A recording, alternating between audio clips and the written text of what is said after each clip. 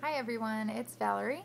I wanted to do a quick Trying to Conceive number 2 vlog, and it is Sunday, August 7th, and I love Sundays. It's a lot of fun for us family, and usually we do family dinners, and we go to church on Sunday. Doug and I are youth leaders at our church with a small group, so I lead the 12th grade girls and he leads the 8th grade boys, so it's a lot of fun. During the summer we usually take a break, so we're all kind of getting back in the swing of things now that the kids are going back to school.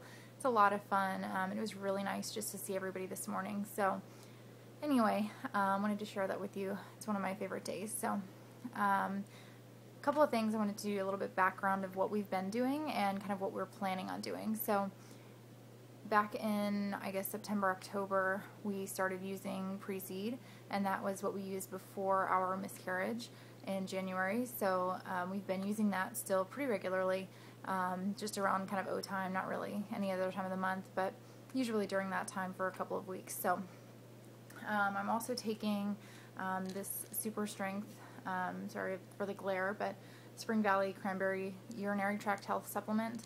It's just something that I take because I like to take it. So the other one that I'm taking for TTC is the Nature Made, sorry again about the glare, the Nature Made prenatal vitamins with DHA, and these ones are awesome. I do always have a, either lunch, breakfast, whatever before I take these, but it's a liquid soft gel. They're pretty cheap. I think at Walmart they're only like $9.46, so that's a pretty good price for $30 for a month.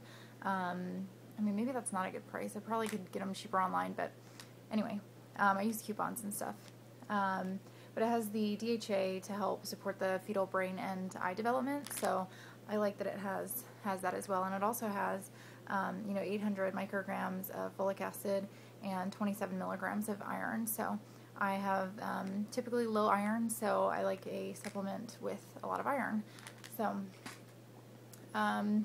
I had been charting and doing basal body temperature for several months, including the first month that I started charting was when we conceived, so that was awesome, and I kind of kept it up from there. But of course this was the one cycle that I decided not to, so being that I'm still on cycle day 46 and I have no idea what's going on, this was definitely the cycle I should have charted, but hey, that's how it is. So I never heard back from my doctor on Friday, so I don't know, it's been fine this weekend. I haven't really been stressing about it, but I would just like to know. So crossing my fingers that she'll call tomorrow and let me know, just anything. I don't know what to expect. Nervous, but just hopefully she'll shed some light on some things. If I need to take the Provera to get my cycle going, I decided that I am going to go ahead and start charting again and temping. Even though I'm on cycle day 46, I mean, at least I can just kind of start to see what happens, where my temperatures are. I think based on my previous ones, I'll be able to kind of tell if they're high or low. So I don't know what that'll do, but at least it'll give me some ideas of what's going on. Another thing, we had a really great sermon in church today, so it really just spoke to me a lot with, and I always feel like the message is really just speaking to me, so I just wanted to share with you just some of my, moving forward, my thoughts. Our pastor, he's really a young guy. He's, I guess, in his 30s, and he and his wife are expecting, I think, their 4th child, so it's crazy. They're such great people. Their kids are just awesome, so it's just a really cool thing. Our church is very young, so there are, people all over the place with, with babies and pregnant people all over the place, so it's not really a surprise anymore. And with that said, just before I go into this weekend was a little bit of a struggle. One of my family members came over to see our house for the first time. We just purchased a house back in April, so really excited to be here. Can't believe it's really ours still. But she had come over and she did not know about our miscarriage, so she was going on and on several times about how she can just see, one day with the kids here and them running around and coming down for Christmas morning and, playing out in the yard and just all on and on and on. And I just kind of had to leave the room, when she would say something, not because I was going to burst into tears or anything, but just because it was like, yeah, I know. Like, that should be us on Friday. Friday of this week would have been our due date. So, I don't know. It's just kind of bittersweet. But, again, I think on Friday we're going to go write our little letters on some balloons and send them off. I think that'll be kind of helpful and kind of nice. So, anyway, just to share some, kind of oddities. The part that our pastor was talking about today that really spoke to me was we were talking about authority figures, and I know that I kind of get obsessive in my mind and in my thoughts. Like, I will obsess about things. Like, if there's something on my mind, I'm going to obsess about it to no end, and I don't know why. I've just noticed this over the past year that is how I am. So I know that I don't always put God first. I don't always, pick up my Bible when I should, and I'll check Facebook instead, or, just anything. And that's just how we are as humans, and that's just how it is. But I know for myself that I am in such a better spot when I do my devotions, and when I do, pick up the Bible and read His Word and listen to what He has to say to me. And even though I know this, I still fall short of it. So, in talking about authority, our pastor was saying that God may not give us what we want, but He gives us what He knows that we need. And what we need is to see Him for who He is and recognize His glory in all things.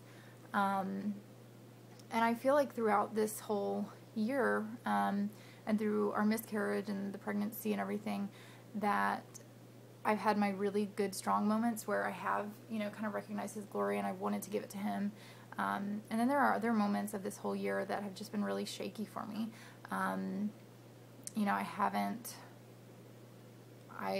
haven't known what to pray. I haven't known what to say. I haven't known how to, just how to act, how we're supposed to act. So, it's just things like that. I'm not saying that we should, but, for me, it's just kind of uncharted territory. I love Hebrews 11:1 that talks about faith is the hope and the confidence in the things that we cannot see, that we know that they will happen. And I truly believe that. So again, that's kind of what we had talked about today. One other verse that really just spoke to me, and I'll share it with you, is Isaiah 53, verse 3 through 6, I guess. So it said, "He was despised and rejected, a man of sorrows, acquainted with deepest grief. We turned our backs on Him and looked the other way. He was despised, and we did not care. Yet it was our weaknesses He carried, it was our sorrows that weighed Him down, and we thought His troubles were a punishment from God, a punishment for His own sins. But yet He was pierced for our rebellion, crushed for our sins. He was beaten so we could be whole. He was whipped so we could be healed. And all of us, like sheep, have strayed away. We have left God's paths to follow our own, yet the Lord laid on Him the sins of us all." And that is just so crazy to me. Just because I know that it's true, that it was our weaknesses, our sin that caused Him, to stumble, but He had to pay the price for us. And in all of, in I guess, I don't know, in the scope of the miscarriage, I know that He has a plan and that He is the creator and He created it all. So, of course, why would I expect, any less from Him than to take care of me and to take on my burdens and to know every detail and to care. And I truly believe that. So, again, I'm not trying to preach to anybody, so I'll keep it to a minimum, but it's what helps me. And I don't know about you or how you cope with it, but that's the only way that I've been able to cope with this throughout this whole ordeal that has been so difficult, is just to lean on my rock and cling to Him as I need to. So I'm going to wrap this up because it's getting to be almost 10 minutes, but I'll just end on a couple of books that I'm reading right now that people have given to me, wonderful people in my life. It's called Trusting God Even When Life Hurts by Jerry Bridges. It's this one. I've just started reading it. And the other one is Lord Heal My Hurts by Kay Arthur, and it's actually a devotional study on God's care and deliverance. So there's that one by Kay Arthur. And I haven't even opened this one yet. So I'm really excited to start kind of reading those and to you know, especially this week with our anniversary of our due date coming up. So anyway, I want to give a shout out to my sweet husband who is downstairs cooking me a delicious lasagna dinner right now, and I'm going to go help him out. So thank you so much for watching, and I want to say also thank you so much to my new subscribers and for the encouraging comments. So I really appreciate it, and I hope to be updating you guys again tomorrow with some news from the doctor. All right, thank you so much. Bye, guys.